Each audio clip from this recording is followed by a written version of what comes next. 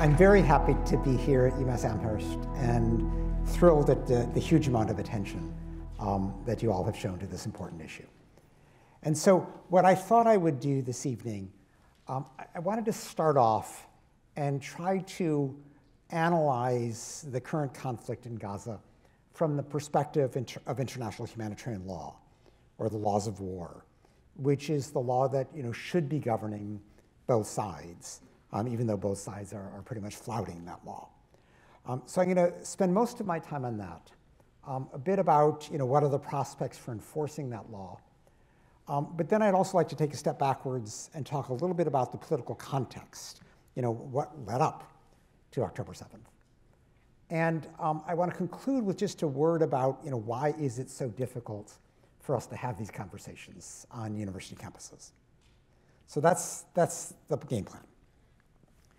Let me begin with what is humanitarian law? It's, in simple form, it's the Geneva Conventions and their protocols. These are actually thick books with lots of rules in them, but their essence is pretty simple. You cannot target civilians in time of war. You cannot fire indiscriminately into a civilian populated area. Even if there's some military targets within that, you've got to hit the military targets directly. You can't just bomb the entire area. You cannot hit a military target if the consequences for civilians will be disproportionate. These are the core concepts of humanitarian law. And so let me try to run through a little bit, how would we apply these over the last 30+ days of conflict. Now, to begin with October 7th, and we should just put this on the table, what Hamas did is a basic war crime. The idea of slaughtering civilians, of abducting civilians, that flatly prohibits the whole premise of international humanitarian law. So there's no justification for that. And the rules of humanitarian law apply regardless of the justice of your cause. So, Hamas would say we're resisting occupation. Israel would say we're fighting terrorism. None of that matters. The rules of humanitarian law apply regardless of whether you're right or wrong in fighting your fight. They govern how you fight, and they apply absolutely regardless of the reason you're fighting. Now, one important premise of humanitarian law is that it applies independently to both sides. It is not a reciprocal obligation. It's not something that you can say, oh, the other side's ignoring it, so we're going to ignore it. Because you can imagine, given that wars are always, very emotional things, you often find one side accusing the other side of war crimes. If suddenly, an accusation of war crimes meant that you didn't have to follow humanitarian law, there would be no humanitarian law left. So this is a non-reciprocal, independent obligation on both sides. So the fact that Hamas committed war crimes is irrelevant in terms of how we assess Israeli conduct. Israel has an absolute duty to comply with humanitarian law, regardless of how awful Hamas is. So let's look at how Israel has been doing. Now, what they like to talk about when you listen to government officials, they would say, oh, Hamas, they target civilians. We Israelis, we don't target civilians. And they like to keep the conversation at that level, suggesting, they're not, going and killing particular people deliberately. But, as I just said, that's only one of the requirements. And what they don't like to talk about is everything else, which they don't look so good under. So let's look at the prohibition on indiscriminate warfare. Now, the Israelis say, oh, Hamas, they have tunnels throughout Gaza, and we have to, try to bomb them. But when you start looking at the way Israel has been bombing, where they have been flattening entire neighborhoods, they've just been, wiping out building after building after building. You have to ask, what's the military target? And even if, maybe there was some Hamas, a campsite here, or a rocket launcher there, or some militants here, the duty is to fire at those targets directly, not to just wipe out everything in between. And so when you see these flattened portions of Gaza, and the estimates are now between 10 and 25% of Gaza is just, has been ruined. It's hard to conclude anything but that this is indiscriminate warfare. Now, the other thing that I just mentioned is that even if there is a military target, like, today everybody's focusing on Al-Shifa Hospital. So the Israelis say Hamas has a command center under Al-Shifa Hospital. No idea if that's true, but for the purpose of our discussion here, let's just say that it is. That's not the end of the story, because the rule against disproportionate harm to civilians is that even if there is a military target, you are not allowed to shoot at it if the predictable harm to civilians is going to be disproportionate. And what we've seen is that this gradual shutting down of the entire hospital sector in Gaza is clearly having disproportionate consequences for Palestinian civilians in Gaza. Because if you think about it, this is a moment of maximum need. People are getting bombed day after day. Many of them are injured. Many are rushed to the hospital. And the hospitals are shutting down. They don't have adequate fuel for the generators. They don't have adequate medicine. And one after the other is saying, we can't have any more patients, let alone anesthesia for operations. And so this is a disaster for injured Palestinians, but it's also a disaster for all Palestinians. Because if you think about, in a modern society where we're all dependent on medical care, think about the cascading effects of suddenly not having medical care. Children don't get vaccinations. Women who are pregnant don't get any medical care. Cancer victims suddenly lose any possibility for treatment. People on dialysis don't get it. You can just think about the many, many people who have need for day-to-day medical care without any regard to the war, just ordinarily, and suddenly they can't get it. So it is extraordinarily difficult to justify shutting down these hospitals on the theory that Hamas has something underneath. Even if we accept the Israeli allegation, which is largely unproven at this stage. So that's an example of a disproportionate attack. An attack on what they would say is a legitimate military target, but one that is having disproportionate consequences for civilians and therefore should not be launched. And there are many examples of this. The Jabalia refugee camp the other day, where Israel said, oh, there were tunnels underneath, there was a command center underneath. When you drop multiple 2,000-pound bombs on a densely populated refugee camp, which we call it a refugee camp, it's a city. People are just living there in apartment buildings. You know that you're going to kill large numbers of civilians. And again, it's very difficult to come up with a concrete military advantage for that attack that overcomes the extraordinary civilian loss of life and injury that resulted from this massive bombing in a heavily populated area. And there have been many examples like this. Early on in this war, and this happened in prior attacks, the Israelis like to go after these big apartment buildings, which are kind of the prestige addresses in Gaza. And you ask them, why'd you hit this apartment building? Oh, there was a Hamas, something in the basement, or a Hamas office, or what, They come up with some minimalistic Hamas presence, which suddenly is supposed to justify rendering 100 people homeless at a shot, 100 families homeless at a shot. Again, a wholly disproportionate attack. So these are, examples, and I could go on, but these are examples of ways in which the Israeli military is not complying with international humanitarian law. Now, there are other things as well. I think you probably have all read about this now, but there is a duty under humanitarian law to permit humanitarian aid to civilian populations in need. There's no question that the Palestinian civilian population of Gaza is in need. The Israelis don't have to provide the aid themselves, they have to allow the aid in.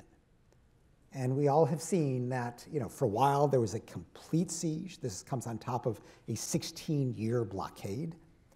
So already, there was extraordinarily need because the ordinary economy was blocked. And for a couple of weeks, nothing was let in. Then the Israelis have allowed like drips and drabs of aid, a few trucks here, a few trucks there, when in fact, before October 7th, there were 500 trucks a day entering Gaza between commercial and humanitarian vehicles. And so nothing close to the requirements of the civilian population is being allowed in. Now, you could say, why is this happening? And there clearly is, on the part of the Israelis, a discounting of the suffering of the Palestinian civilian population. And if you start looking at the comments of some of the leaders, you begin to understand the mindset a bit. President Herzog, who is not a crazy right-winger, he's actually seen as a kind of respectful, moderate Israeli politician. He's the president, it's a figurehead figure as opposed to the prime minister, which runs the government. But Herzog said, the Palestinian civilians of Gaza are at fault because they could have risen up and overthrown Hamas. Which, if you think about it, Hamas is a military dictatorship. You stand up and try to overthrow Hamas and you get shot. So, the idea that this is supposed to justify paying less attention to the welfare of the civilian population is dead wrong. Netanyahu, the prime minister, cited a biblical verse, a biblical injunction about killing all the men, women, and children. Now, it's not like he's giving this order, but to say something like that signals to the military, I don't care what happens.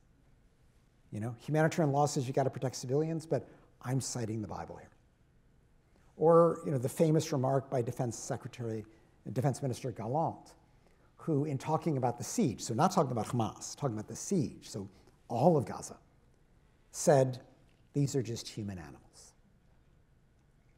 Now, this dehumanization of a civilian population is a virtual invitation to war crimes. And it certainly goes to the question of command responsibility, because a commander, a senior official, has a duty to ensure respect for humanitarian law and to stop and correct any violations of humanitarian law that take place. But these guys at the top are signaling just the opposite, that, go for it. We don't really value this life.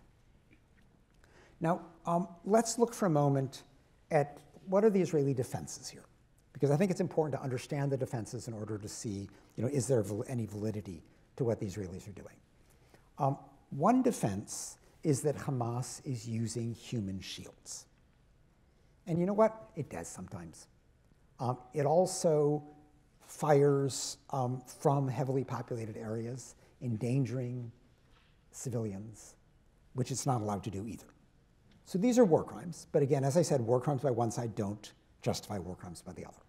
And humanitarian law is clear that even if the other side uses human shields, you have a duty not to attack indiscriminately and not to attack disproportionately. So, when they say human shields, human shields, human shields, that's kind of irrelevant. They still have a duty not to be firing in these situations where the predictable consequence is going to be so disastrous for civilians. Now, the other thing the Israelis say is, we're giving warnings. And yes, and indeed you're supposed to. Humanitarian law says you have to give effective advance warning if possible. And so let's give the Israelis credit. They are actually doing ostensibly a humane thing. And they're known for sometimes calling a building and saying, we're about to bomb your building and get everybody out. So they do have a practice of doing this. But in this case, the warning, ostensibly humane, has been done in an utterly inhumane way. Because what they've said is basically clear out northern Gaza. 1.1 million people move. To where? Along the route, which they continue to bomb, to southern Gaza, which they continue to bomb, to southern Gaza where there's nothing to receive them because the siege has been imposed and only these drips of drabs of humanitarian aid come in. So there's not adequate food or water or medicine or electricity. So, again, it's get up and move, but we don't care to what. And to what is really in no sense appropriate for this massive movement of civilians if this is to be done in a humane way. Now, the other kind of disturbing part of this warning is, you may have seen this, the Israeli military was dropping flyers, and there have been different interpretations and translations of the flyer, but in essence, the flyer said, if you don't heed this warning, if you stay, we will consider you to be accomplices in terrorism. You are going to be Hamas aiders and abettors. And let's think about that for a moment, because there are lots of reasons why somebody might not flee. They could be elderly. They could be infirm. They could have a disability. They could be fearful. They could just not want to leave their homes. And you know what? None of that turns you into a legitimate military target. You are still a protected civilian. Now, this is not the first time we've seen the Israelis do this. Back in 2006, there was a war between Israel and Hezbollah in southern Lebanon. And at that point, the Israelis also issued a warning and saying, civilians, get out of southern Lebanon, we're going to start bombing. Again, a humane thing to do. Less dire circumstances there, because there was the rest of Lebanon, which didn't have a blockade, didn't have a siege. But then the Israelis treated people who remained as if they were all Hezbollah, when for the same reasons I just articulated, lots of people, for personal reasons, didn't leave, and they're still civilians. But the Israelis bombed them anyway. And the fear is that this is now going on in northern Gaza. Now, the other big factor that is impeding people from fleeing is fear of a second Nakba. Now, the first Nakba, for those of you who may not know the term, took place in 1948.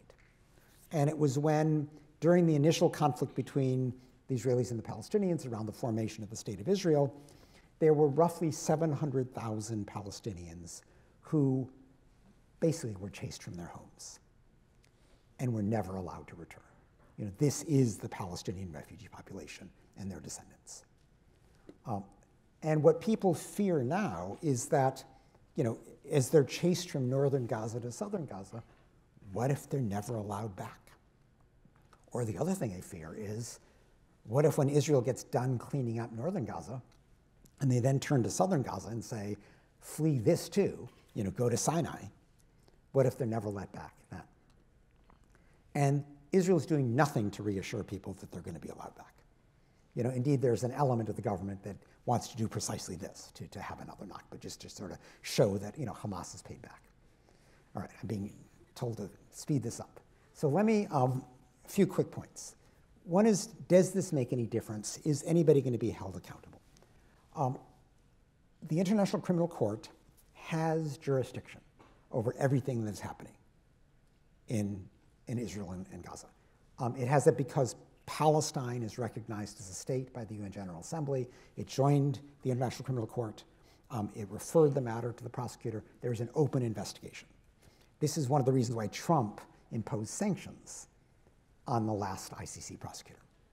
Now, there's a new prosecutor who has been slow-walking that investigation for 2.5 years because he doesn't want to upset the United States. Finally, with this explosion of violence, he went to Egypt, held a press conference, had a half-hour beautiful soliloquy, didn't take any questions, and we're waiting to see if anything happens. Okay? We need to put pressure on Karim Khan, his name, to make sure that something does happen. I guess maybe what I'll do is, if I'm rushed here, we'll come back to this in questions. I want to talk about, well, let me just I'll cover one more thing now. There's a tendency to say, oh, you can't talk about context because that justifies or attempts to justify October 7th. And that's wrong. Okay? As I said, there is no justification for the slaughter of civilians or the abduction of civilians. But we have to talk about political context, because this didn't happen in a vacuum. And the context that I want to talk about in particular is the context of apartheid. Now, many of you may know that Human Rights Watch, which I directed for 3 decades, 2.5 years ago, put out a report finding that the Israeli government is responsible for the crime against humanity of apartheid. We actually were not we were the first international group to do this. We were not the first group. There were Palestinian groups that had done this already. B'Tselem, the leading Israeli group, did it a few months before us. But we were the first international group, and it was a very big, detailed report. We were driven to do this because, people knew about the systematic oppression that Palestinians faced. But when you would describe it, they'd say, don't worry, there's the peace process. When the peace process is done, this will all go away. And this was an answer that you could put up with for, a few years maybe. But, after 30 years of a peace process, which was completely moribund and going nowhere, after more than 50 years of occupation, it became clear that the only people who were still talking about a peace process were people who were trying to avoid looking at the reality, that there was no peace process, there is no peace process. And so what we did is we analyzed Israeli treatment of Palestinians, not by analogy to South Africa. This was not a historical report. This was a legal report.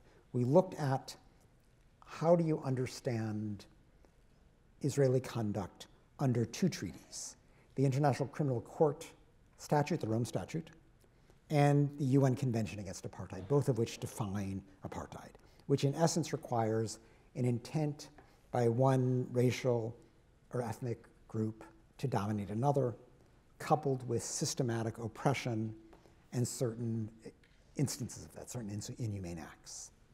And what we found in 200 and some pages was that these 3 elements came together in the occupied territory, that the Israeli government was committing apartheid against the millions of Palestinians who live in the West Bank, East Jerusalem, and Gaza.